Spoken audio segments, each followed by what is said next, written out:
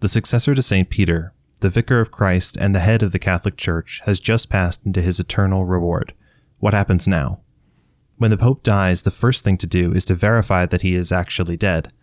This task is taken on by a specifically selected cardinal called the Camerlengo, who is appointed as administrator during the sede vacante, which is the time when the chair of Peter is vacant.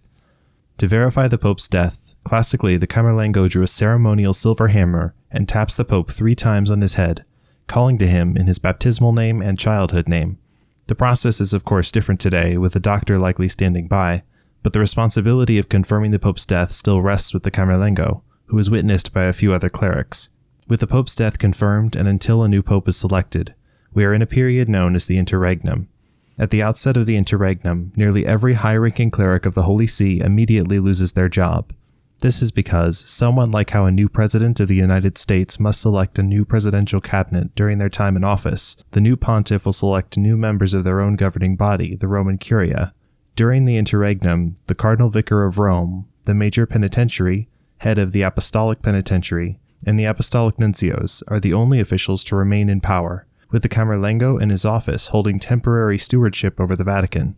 The Apostolic Penitentiary stays in power because its function is essential even during the Interregnum, with the Penitentiary being responsible for those things like indulgences, questions of conscience, dispensations, or issues of excommunication, which are submitted to the Holy See and which cannot be dispensed with except by the Holy See. Like the death of any monarch, after the death of the Pope, it is paramount that succession be established for a smooth transition. But unlike other monarchs, the new Pope must be elected, specifically by the College of Cardinals at the Conclave. But the Conclave is still a ways off, with jurisdictional laws establishing that the Conclave cannot begin earlier than 15 days after the death of the Pope. First must come a period known as the Novendialis. The Novendialis are 9 days of masses and prayers for the Roman Pontiff, during which people will pay their respects, and the Dean of the College of Cardinals will celebrate a funeral mass. The Mass traditionally includes the Requiem Aeternam Donum Ies Domine, Eternal Rest Grant unto him, O Lord, and the hymn In Paradisum Deducant te Angeli, May the Angels Lead You to Paradise. The Pope is normally buried in his characteristic golden mitre and exclusive red and gold chasuble. The popes are generally buried at St. Peter's Basilica, though they can choose to be buried elsewhere, with Pope Francis, for example, making arrangements to be buried at the Basilica of St. Mary Major, due to his devotion to a Byzantine icon of the Blessed Mother called Our Lady Protectress of the Roman People. With the Pope buried and the 9 days concluded, the College of Cardinals have a few days to convene in Rome before they elect the next Pope. It's worth noting here that the College of Cardinals as a body is not a single group of indistinguishable bishops who are all a cardinal in the same sense. Rather, the College of Cardinals is actually divided into 3 different ranks, which are the cardinal bishops, the cardinal priests, and the cardinal deacons. You might intuitively assume that these 3 ranks are filled with bishops, priests, and deacons, the 3 ranks of holy orders, but you would surprisingly be mistaken, as these are totally different. The names of these 3 groups are produced from a vestigial connection to the historical sees in the Roman ecclesiastical province, and the cardinals who occupy these roles may officially be given titles as if they were bishops, priests, or deacons within Rome, out of tradition for the early days of the Church, when it was the clerics of the city of Rome itself who elected the pontiff. Cardinal bishops are of the highest rank within the College of Cardinals. They include several important bishops, including the Dean of the College of Cardinals, as well as patriarchs within Eastern Catholicism. Cardinal priests are the largest body of cardinals, including some members of the Roman Curia, the Pope's legislative apparatus, and various archbishops. The lowest order, cardinal deacons, will include other members of the Roman Curia, as well as respected theologians who have been elevated to cardinal. A person in one order can be moved to another, and within their own order they are generally ranked by seniority. It is from this collegial body the electors for Pope are selected. However, not every cardinal is a cardinal elector. Since Paul VI, and as upheld by subsequent pontiffs, the duty of voting for Pope is dissolved for those cardinals who are 80 years old and above, with the electors coming from those 79 and younger.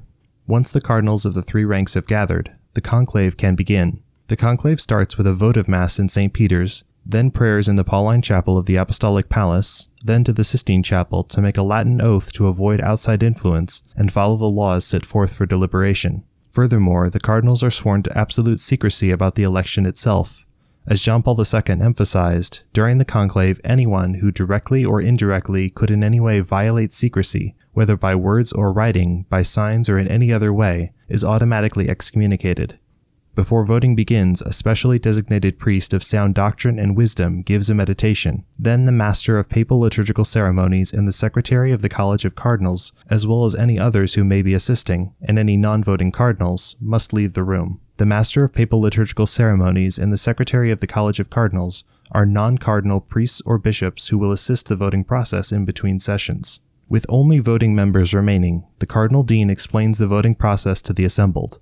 The electors are to be given a foldable ballot with the words Eligio in Summum Pontificem or I elect for Supreme Pontiff, followed by a space to write a name. They must each write only one name or else their ballot is nullified. 3 electors are randomly chosen to serve as scrutineers who tally these names once they are written. 3 more electors serve as infirmari who discreetly take ballots to sick cardinals who could not be present in person due to infirmity. 3 more electors serve as revisers who check the work of the scrutineers. If the number of ballots after voting doesn't match the number of electors, the ballots are burned and a new vote is immediately taken. But otherwise, the 3 scrutineers each read the ballots one after the other, and then puncture them with a needle and thread them together to avoid fraud or error. According to the prescriptions laid out by the previous pontiffs, the first day shall have only 1 vote, followed by 4 on the following day, and 4 more on the day after that, giving cardinals the option to revise their answers in the hopes of reaching a consensus. If no one individual has received a 2/3 majority of the votes after these 3 days of voting, they take a break for up to 1 day for prayer and discussion and a reflection by the senior cardinal in the order of deacons. This is then followed by 7 more ballots over 3 days, another similar pause with an exhortation by the senior cardinal in the order of priests. Then 7 more ballots in the same fashion, followed by the same thing, but the senior cardinal in the order of bishops gives an exhortation. Then 7 more ballots again over 3 days, which puts us at 26 theoretical votes, assuming there is still no 2/3 majority. At the 26 vote point, for the 2005 papal election, Pope John Paul II's instructions allowed for a suspension of the 2/3 majority in favor of an absolute majority of 50%. Pope John Paul II may have had in mind elections like the infamous conclave of 1268 to 1271 in Viterbo, where a disgruntled populace ended up locking the cardinals in a building and removing the roof, exposing them to the elements, forcing them to finally choose a papal successor. However, when Benedict XVI was elected, he reversed John Paul II's ruling so that future elections returned to the 2/3 majority rule. This was after requests for a reversal from the other cardinals and in continuity with the traditional voting system produced at the Third Lateran Council. The 2/3 majority system was established to curb the issue of anti-popes by insisting that most cardinals would tolerate the pope who was elected, and ensuring that the pope's authority was never weakened by a disgruntled electorate. Ensuring that the current version of the rules are stuck to consistently is arguably as important or more important than the oath of secrecy about the details of the conclave. As John Paul II also noted, should the election take place in a way other than that prescribed in the present constitution, or should the constitutions laid down here not be observed, the election is for this very reason null and void, without any need for a declaration on the matter. Consequently, it confers no right on the one elected. After a pope is elected, the junior cardinal deacon readmits the master of papal liturgical celebrations and the secretary of the College of Cardinals into the conclave. Then the cardinal dean, or the most senior cardinal, will ask the one who has been elected, "Do you accept the canonical election as supreme pontiff?" If they say yes, they are asked, "By what name do you wish to be called?" Once the person has accepted their duty, he is immediately the Bishop of Rome and the Pope with full rights and powers. However, because cardinals are not technically required to be bishops, and in fact the Pope himself need not have been a former cardinal, there is a special alternate procedure that states that if the person elected is not a bishop at all, he must be ordained one before being announced as Pope to the world. This is because the role of the Pope is always identical to the role of the Bishop of Rome. Pope Fabian is a great example of someone who fell into this rare category of non-bishop popes because he was elected by popular demand after a dove alighted on his head, even though Fabian was not then a bishop. After a pope is selected, the electors approach and give homage to the new pope. The senior cardinal from the cardinal deacons announces the name of the newly elected pope to the people, and the Pope imparts the apostolic blessing from the balcony of the Vatican Basilica. And with that, the world is introduced to the new Pope.